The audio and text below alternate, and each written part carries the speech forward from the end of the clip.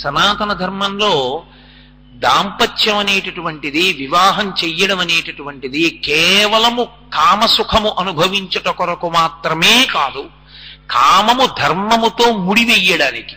యజ్ఞాధికారం పొందుతాడు. భార్యని పక్కన కూర్చోపెట్టుకుని దేవతలకి హవిస్సిస్తాడు. దానివల్ల దేవరుణం తీరుతుంది. ఆయన సంధ్యావందనం చేసుకుని పూజ చేసుకుని వెళ్ళి కూర్చుని ఏ రామాయణమో భాగవతమో చదువుకుంటూ ఉంటాడు.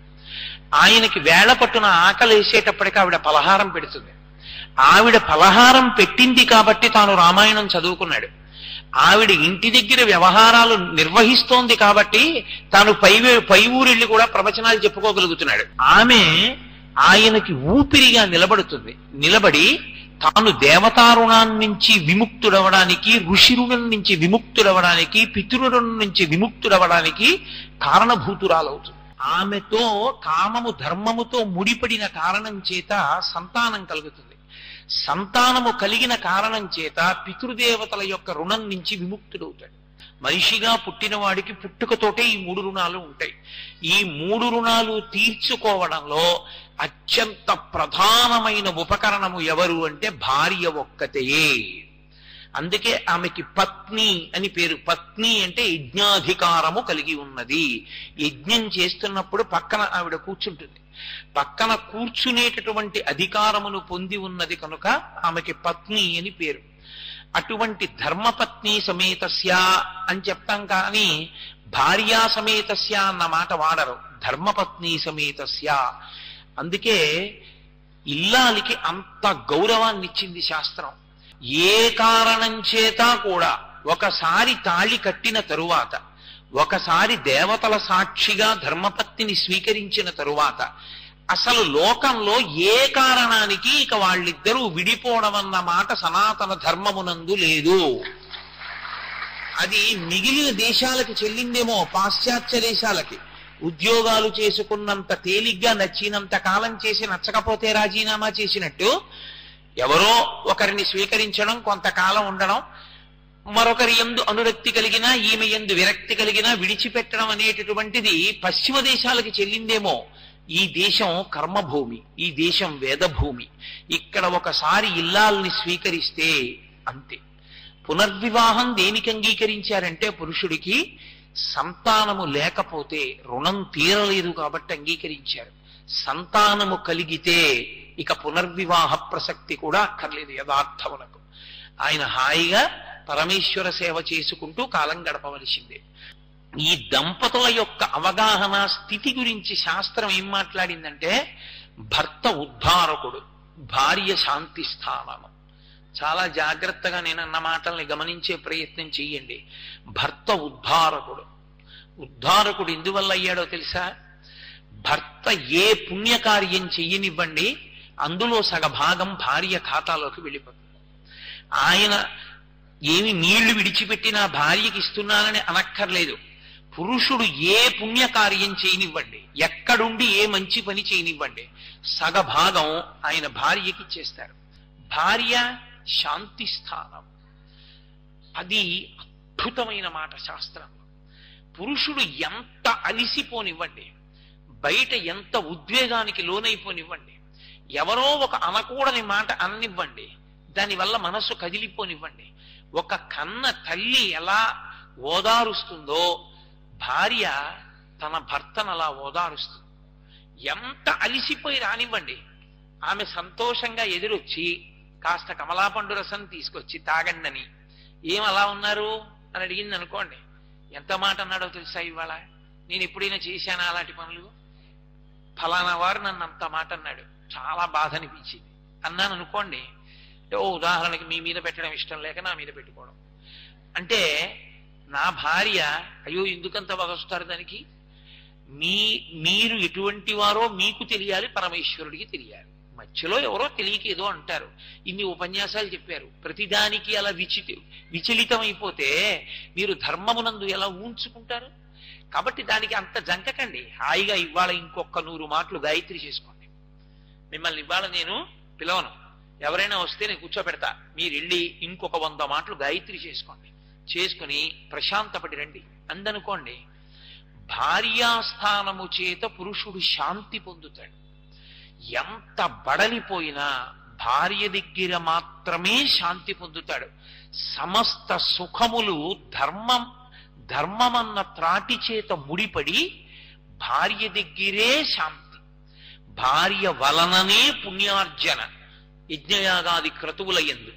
అందుకే సనాతన ధర్మమునందు దాంపత్యము అంటే అంత తేలికైన విషయం కాదు. ఇప్పుడు భగవానుడు ఎందుకు అసలు దుఃఖం ఇస్తాడు? భగవంతుడు ఎందుకు మనం బాధపడేటట్టు చేస్తూ ఉంటాడు? ఒకడికి కాలు విరిగిపోవలసిన అవసరం ఏమిటి?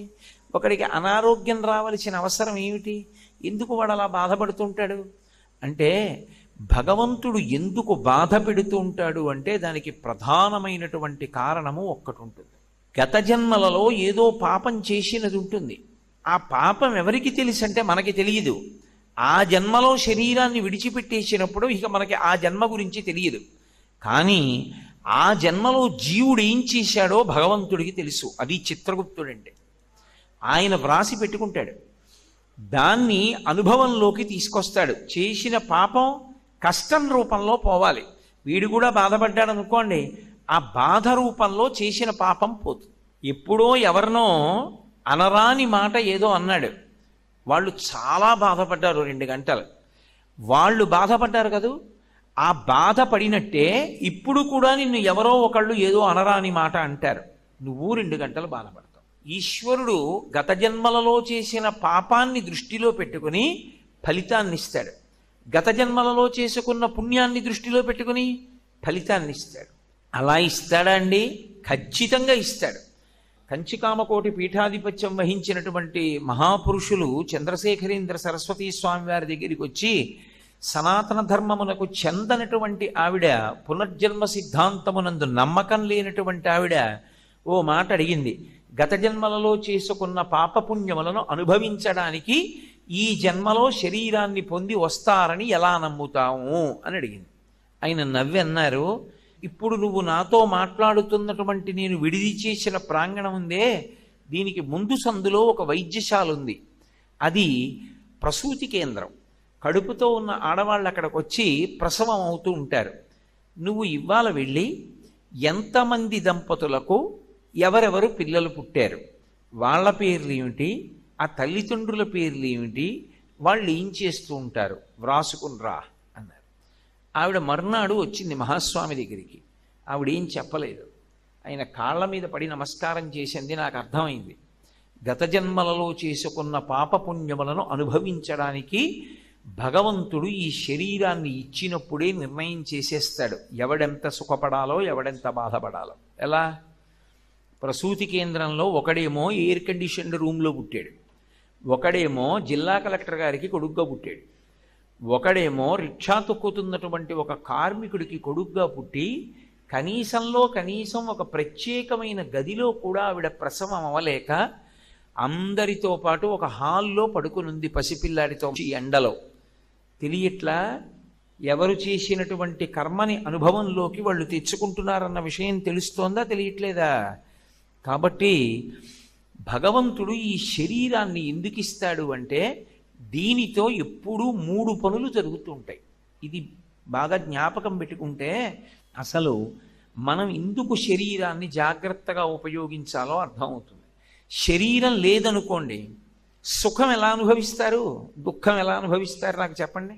గతంలో చేసిన పాపం ఉంది, దుఃఖం అనుభవించాలి, శరీరం లేదు, ఎలా అనుభవిస్తారు?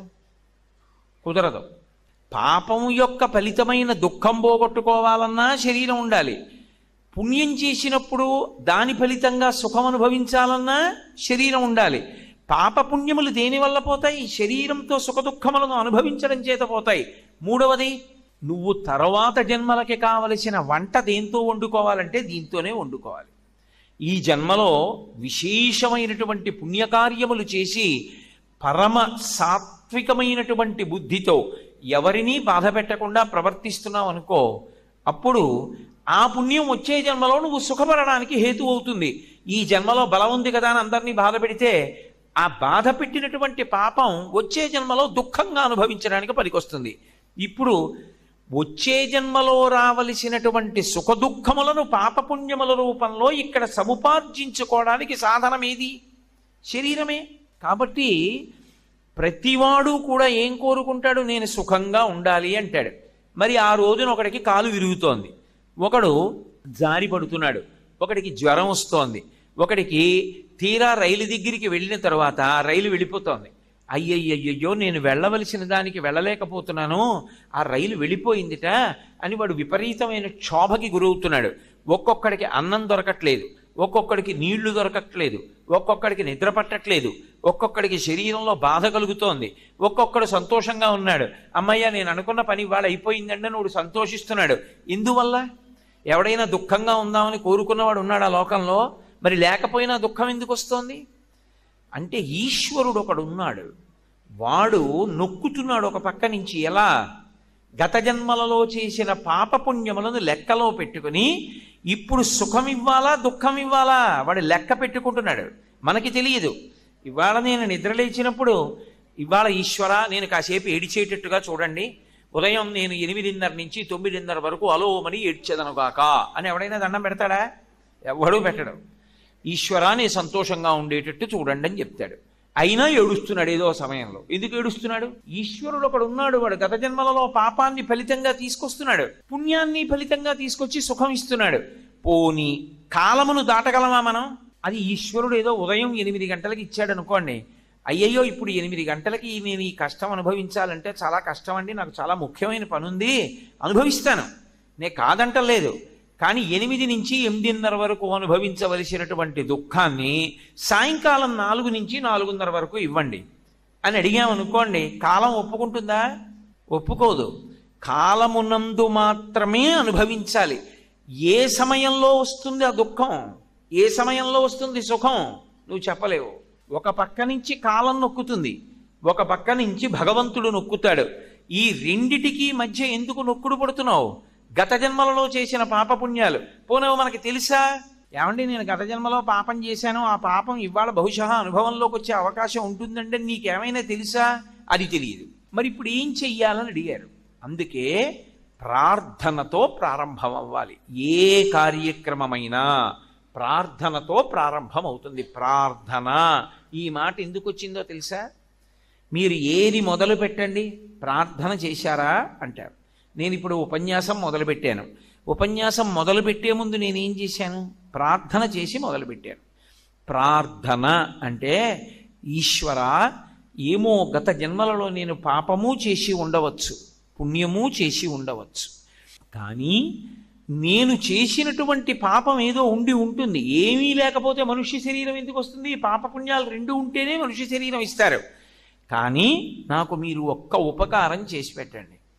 ఒకటి, నేను చేసినటువంటి పాపానికి నాకు ఫలితాన్ని ఇచ్చేటప్పుడు పరమదారుణమైనటువంటి ఫలితాన్ని నాకు ఇవ్వవద్దు. నేను ఏదో పెద్ద పాపమే చేసి ఉండవచ్చు, ఆ పెద్ద పాపానికి తగినంత ఫలితాన్ని మాత్రం నాకు ఇవ్వకండి. అంత పెద్ద అశుభవార్త నేను వినేటట్టుగా చేయకండి. దానివల్ల నేను తల్లడిల్లిపోయేటట్టుగా నన్ను మార్చకండి. జీవితాంతం ఏడవలసినంత పెద్ద పెద్ద శిక్షలు నాకు వెయ్యకండి. మరి నీ పాపం ఎలా పోతుంది? నన్ను అనుగ్రహించండి. నేను తప్పు చేశాను. ఎందుకు చేశాను? మీరున్నారని తెలియక చేశాను ఒకప్పుడు ఆ పాపం. ఇప్పుడు తెలుసుకున్నాను మీరున్నారని, కాబట్టి నేను చెయ్యను. ఇప్పుడు నేను ప్రయత్నపూర్వకంగా ఏ తప్పు చెయ్యట్లేదు, కానీ అప్పుడు చేశాను. ఈశ్వర మీరు నన్ను మన్నించి ఆ పాపము యొక్క ఫలితాన్ని ఇచ్చేటప్పుడు బహు తక్కువ చేసి ఇవ్వండి, నేను భరించగలిగేలా ఇవ్వండి తప్ప నేను భరించలేనంత దుఃఖాన్ని నాకు ఇవ్వకండి. ఇది నోటితో అడగక్కర్లేదు, ఈశ్వరుణ్ణి ప్రార్థన చేస్తాడు. వాడొకడు ఉన్నాడన్న నమ్మకం కలిగింది. వాడు ఉన్నాడన్న నమ్మకం ఎలా కలుగుతుంది? వాడి కంటి ముందు కనపడుతున్నాడా? కాదు, జరుగుతున్న సంఘటనల చేత నిరూపించుకుంటాడు. ఆయన్ని ప్రార్థన చేస్తే ఆయన తప్పిస్తాడు, ఆయన కాపాడతాడు, ఆయన రక్షకుడు. అందుకే తప్పకుండా భగవంతుణ్ణి ప్రార్థన చెయ్యాలి. మనకి ప్రార్థన చెయ్యడం ఎలా చెయ్యాలో కూడా చేత కాదు అంటే మన పనుపున మన కోసమని శంకరాచార్యుల వారు ప్రార్థన చేశారు. ప్రార్థన చేసి లోకానికంతటికీ కూడా చదువుకోవలసినటువంటి అద్భుతమైనటువంటి స్తోత్రాన్ని ఇచ్చారు. చాలా తేలిక మాటలతో ఉంటుంది. షట్పదీ స్తోత్రమని అది నాకు నోటికి రాదండి, నేను ఎప్పుడూ చదవలేదండి అంటే అంతకన్నా దారుణమైన విషయము లోకంలో ఇంకొకటి లేదు. షట్పదీ స్తోత్రం వచ్చి ఉండాలి. ఒకవేళ రాకపోతే కనీసంలో కనీసం షట్పదీ స్తోత్రం తప్పకుండా ఇంట్లో ఉండాలి. ఇంట్లో ఉండి ప్రతిరోజు చదువుకోవాలి. చాలా తేలికగా ఉంటుంది షట్పదీ స్తోత్రం. అవినయమపనయ విష్ణోహో అని ప్రారంభం అవుతుంది. అది రోజు భగవంతుడి దగ్గర చెప్పాలి.